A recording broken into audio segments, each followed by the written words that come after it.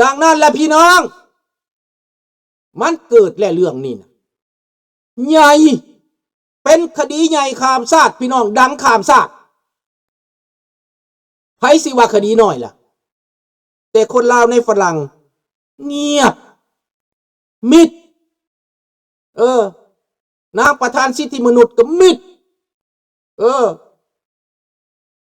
แต่ว่าเห็นแต่ขบวนการพวกรุ่นน้อยว่า มนุษยญาออกข่าวในเล็กๆน้อยๆออกข่าวเล็กๆน้อยๆข้าพเจ้าเข้าไปเบิ่งอยู่ติดตามอยู่นี่แหละประธานสิทธิมนุษย์ในฝรั่งเศสก็มิดยานางวานิดาเทพสุวรรณมิดตั้งแต่ก่อนว่าเป็นประธานสิทธิมนุษย์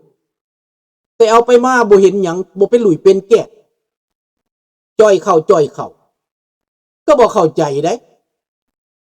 แต่ก่อนก็ว่ารวมมือเซ็นสัญญาประธานสิทธิมนุษย์แคนาดาประธานสิทธิมนุษย์ฝรั่งเศสรวมมือกันหลังจากได้หน้าที่อยู่สภายุโรปแล้วมิดจ่อยปานหอยไข่เจ้าเอ้ยวานิดาเทพสุวรรณนางวานิดาจะเป็นยังไงเจ้าคือบ่มีการพัวพันหาข่อยจักหน่อยเลย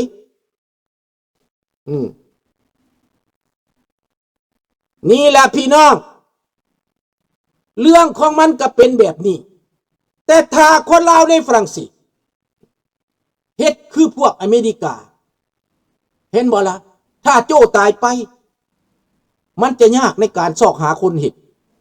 แต่โจ้บ่ตายโจ้บอกบ่แสโจ้บอกว่ามีการพัวพันแนวใดอันนี้มันก็เป็นบุญของโจ้คือกันที่สามารถให้คดีนี้เกิดขึ้นมาได้ขอบใจเด้อเป็นอุทาหรณ์เด้อแต่ว่าโจ้ยังอยากบังไว้อยู่อยากปกป้องคนรักหรืออยากปกป้องคนรู้จักอยากปกป้องคนรักหรือคนรู้จักก็ไม่ได้เมืองฝรั่งเศสเจ้าสิว่าเมียเจ้าอยากปกป้องเมียมันปกป้องบ่ได้ศาลคือศาลกฎหมายคือกฎหมายมันบ่แม่นความประมาทความอยากปกป้องเด้ออยากปกป้องเจ้หมวยว่าเจ้หมวยเป็นไปบ่ได้มาถ่ายรูปไปข่อยสิเป็นคนฆ่าสิเป็นคนวางแผนโจออกอาการมาแบบนั้นเขาว่าอาการแบบนั้นอาการลังเลได้เจ้าตัวปีอาการลังเลถ้าเจ้าตัวออกอาการหลายเว้าหลายเจ้าก็จะไปลดบทบาทให้เจ้าหน้าที่เขาหลงไหลไปนำเหนือโจ้เด้อขอเตือนเด้อนางมวยนั่นเจตนาจะฆ่าเจ้าจริงๆยอมรับสินบนท่านนวลท่าว่านักต่อสู้อยู่เมืองฝรั่งเศสมันตายหมดแล้วว่าซั่นบ้าบ่ตายติยังบ่ตายติแต่บ่ตื่นซื่อๆยังนอนอยู่ติบาดนี้พี่น้องนายโจเซฟนี้อยากปกป้องนางหมวยแต่นางหมวยบ่ได้อยากปกป้องโจเซฟถึงขั้นเสียสละเวลาตัดสินใจให้เจ้าหน้าที่ลึกคดีคนที่จะลึกคดีได้ในลาวนั้นต้องแม่นเจ้าหน้าที่ระดับสูงเพราะว่าเบิดทั้งโลกไผก็ฮู้ว่านางหมวยมีคดีการเมืองจับติดคุก5 ปีจับติดคุก5 ปีผู้ใดมีรูปนางหมวยติดคุกส่งไม้ข้าพเจ้าแน่เด้อนางหมวยติดคุก5 ปีอยู่ลาวแล้วมาประเทศฝรั่งเศสได้จังไดอันนี้ก็เป็นเรื่องคดีที่จะซอยให้ตำรวจฝรั่งเศสแจ้งอีกเด้อตำรวจฝรั่งเศสจะต้องเข้าใจแจ้งเจ้าเข้ามาฝรั่งเศสนี่เขาจะถามว่าเคยมีคดีบ่เคยมีคดีอาญาติดตัวบ่ถ้ามีคดีอาญาติดตัววีซ่าเข้าฝรั่งเศสจะบ่ผ่านเห็นบ่แต่รัฐบาลลาวตำรวจลาวเฮ็ดได้ทุกอย่างอำนาจเงินลึบคดีออกหมวยเป็นคนบริสุทธิ์ขาวพองขาวจอดลอดตั้งแต่ตีนถึงหัวขาวแจ๊ะเลยสะอาดเลยล่างออกหมด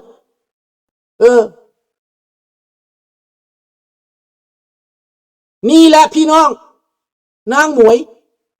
นิสัยกับแก้วเจ้าสิจังไหนแก้วก็คือนิสัยแก้วข้าพเจ้าบ่ได้ย่องนางหมวยเด้อติดคุกกะติดแต่แก้วกับแก้วก็คือแก้วได้แก้วเว้ากันนี่มันเข้าใจกันได้เห็นบ่ล่ะแก้วมันไปเว้ากันมันเข้าใจกันหมวยเงินต้องไปเฮ็ดเวียก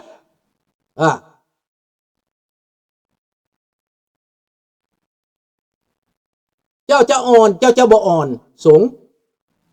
อ่อนหรือบ่อ่อนก็คือความผิดได้กระทำลงไปแล้วกฎหมายนะ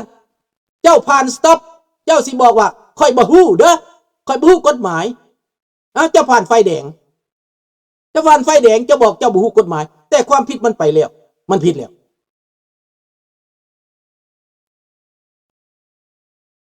นางหมวยเป็นแก้วบ่แม่นซอดและแก้วแท้ๆนี่แหละมานี่คันมันเป็นแก้วกับแก้วมันก็เว้ากันได้มันก็ล้างคดีให้กันได้มันก็เอากันมาเพื่อเป้าหมายของเขานางหมวยบ่ยอมลี้ภัยการเมืองได้โอกาสเมืองฝรั่งขอลี้ภัยเลยว่าตัวเองนี่ถูกบังคับถูกจ้างมาพี่ยนต์กับนางหมวยบ่ได้ซื้อเองค่ากินค่าพักเช้านางหมวยก็บ่ได้เสียเองเจ้คนนั้นจ่ายให้หมด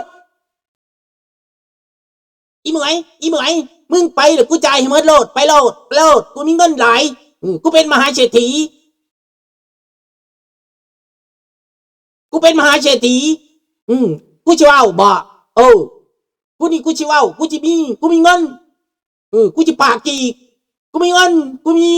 เยี่ยมหวยมึงไปโลดกูมีเงินหลายส่งมึงไปได้เปิดปุ๊บมีการแทงเจ้นางออกอาการเลยกำบายโจเซฟเจ้นางก็คือว่าตายแล้วโจเซฟตายสุดท้ายโจเซฟบ่ได้ตาย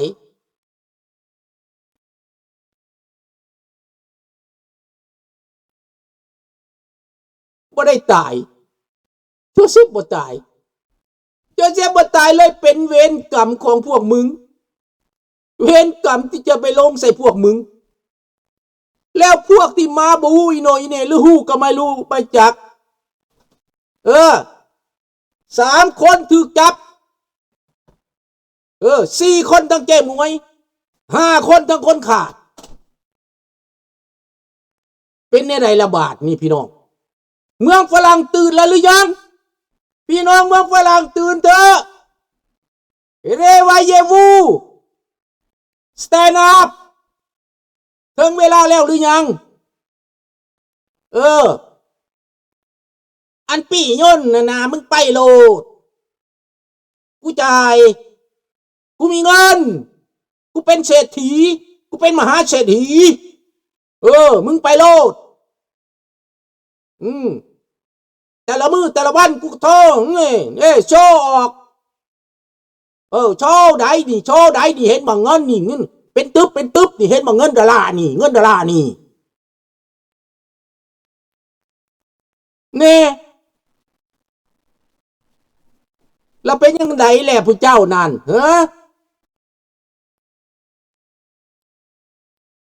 ดังนั้นพี่น้อง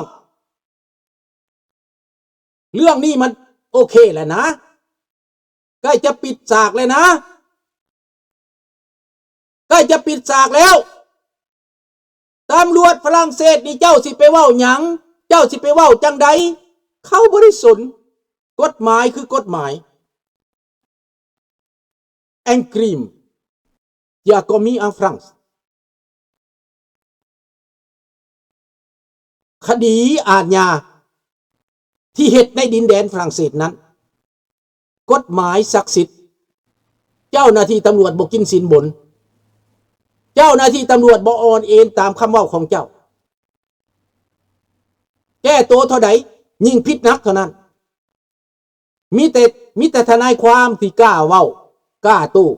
เจ้าเองนั้นจะเฮ็ดหยังบ่ได้เด้อนี่แหละดังนั้นพี่น้องพวกที่ว่าอยู่ในรูปภาพเนี่ยนะที่ไปรายงานตัวโดน ไปรายงานตัวด่วนอย่าให้เขามาจับเอาไปเด้ออันนี้เป็นเรื่องจริงได้นี่นะ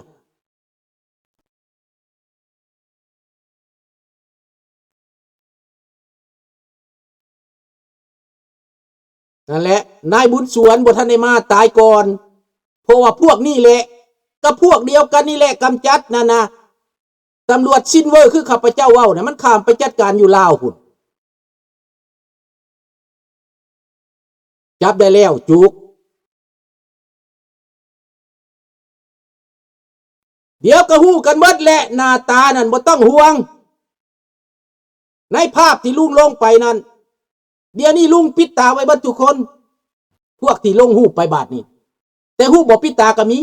ตอนฟ้อนคาราโอเกะบ่ปิดตาตอนถึกจับลุงปิดตาไม่รู้ว่าใครถึกจับนะไม่รู้ว่าใครถึกจับใครจะถูกจับต่อไปไม่รู้ลุงบ่ฮู้จักลุงบ่ฮู้จักพวกเจ้าต้องติดตามไปเรื่อยๆใกล้ชิดไปเรื่อยๆคดีนี้เป็นคดีใหญ่คดีสะเทือนขวัญฆ่าคนที่บ่มีความเครียดแค้นฆ่าคนที่บ่แม่นศัตรูเขาพยายามเบนเบียงเขาพยายามใส่ความว่าโจเซฟติดหนี้ติดเนื้อนางหมวยสิแก้จังได๋ล่ะหมวยจะสิแก้แบบใดเจ้าฮู้ตัวว่าเจ้ามาหยังเจ้าฮู้ตัวว่าเจ้าไปล่อโจเซฟออกมานกต่อก็มีความผิด 80% ได้นกต่อก็ได้หรือว่า 100% ได้ดีบ่ดีสมรู้ร่วมคิดฆาตกรรมหลอกล่อออกมาก็ติดคุกเหมือนกัน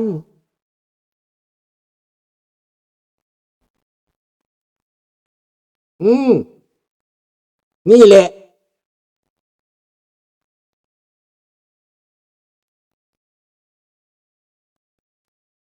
มีดปานเต่าหดเป็นบ่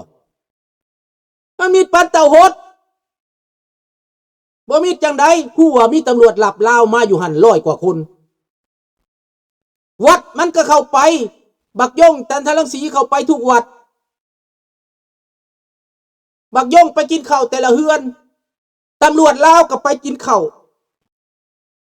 ไปเฮ็ดแม่หักแม่แพงและเขาเคลื่อนไหวข่มขู่คนฝรั่งเศส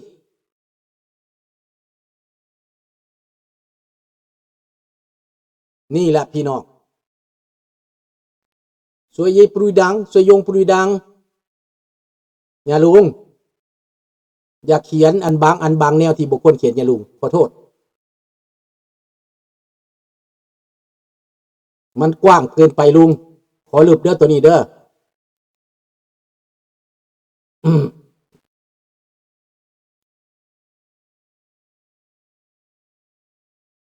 ดังนั้นต้องคิดคนเฮานี่เสียยังต้องคิดต้องใช้สติปัญญาต้องพิจารณา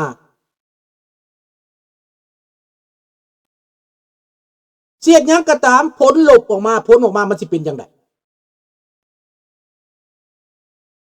ผลลัพธ์มันเป็นจังไดต้องคิดคนเฮาถ้าเป็นคนนี่ดังนั้นเรื่องทั้งหมด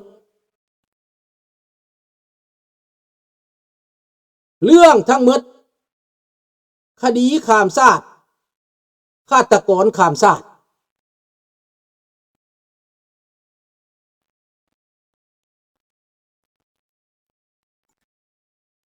ดังนั้นพี่น้องต้องเข้าใจว่าการกระทำเช่นนี้เป็นการกระทำอุกอาจพี่น้องเป็นการกระทำอุกอาจแล้วเฮ็ดเป็นขบวน organize organize อันนี้นะ